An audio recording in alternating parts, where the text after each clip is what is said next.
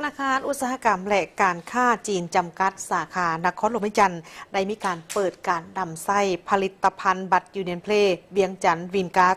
ซึ่งได้มีพิธีอย่างเป็นทางการ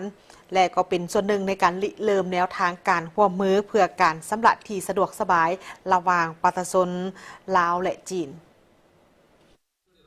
เพื่ออำนวยความสะดวกให้แก่การสำลักข้ามแดนระหว่าง2ประเทศลาวและจีนบัตรยูเนียนเพลย์เวียงจันทร์วินการ์ดได้รับการออกแบบมาเพื่อยกระดับการให้บริการเซ็นการขยายฐานลูกค้าให้เข้าถึงบรรดาห้างห้านโรงแรมระบบโทรคมนาคมการขนส่งและเวียกงานบริการสร้างประสบการณ์ใหม่ในการนำใส่บัตรเพื่อรับส่วนลดและรับสิทธิพิเศษต่างๆนำใส่เทคโนโลยีในการชำระที่ปลอดภัยสร้างกลไกร่วมมือเพื่อยกระดับระบบการชำระอยู่ลาวและการนำใส่ระบบชำระเงินหยวนดิจิตอลข้ามแดนเพื่อเพิ่มทวีความสะดวกสบายบัตรยูเนียนเพย์เวียงจันทร์วินการ์ดยังนำใส่รูปภาพที่เป็นเอกลักษณ์เฉพาะวัฒนธรรมประเพณีที่สวยงามและแหล่งท่องเที่ยวอันอุดมสมบูรณ์ของแขวงกวงซีสาธารณรัฐประชาชนจีนท่านอรุณบุญยงรองผู้ว่าการธนาคารแห่งสปป.ลาวกล่าวว่าผ่านมาบรรดาคณาการของลาวได้ให้ความสำคัญต่อการพัฒนาระบบการชำระให้มีความสะดวกปลอดภัย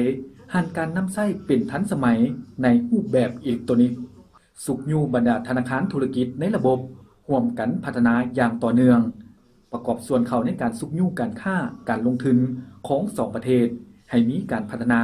และนำผลประโยชน์มาสู่ประชาชน2ชาติท่านนางฟังหงยืนยันว่า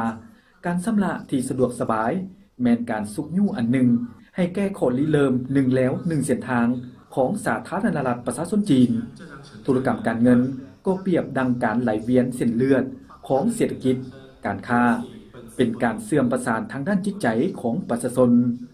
งานมื้อนี้ยังเป็นการเคลื่อนไหวร่วมอุดมการณ์อันเดียวกัน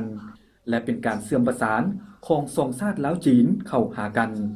ผ่านการให้บริการโดยกงต่อนักเดินทางนักท่องเที่ยวและประชาชนสองชาติเป็นเกียรติเข้าร่วมงานของท่านอรุณบุญยง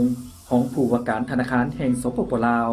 ท่านนางฟังหงเอกอัครราชทูตสาธารณรัฐประชาชนจีนประจำลาวมีคณะนำจากกระทรวงเทคโนโลยีและการสื่อสารบริษัทยูเนียนเพย์ประเทศจีนคณะอำนวยการพนักงานธนาคารอุตสาหกรรมและการค้าจีนจำกัด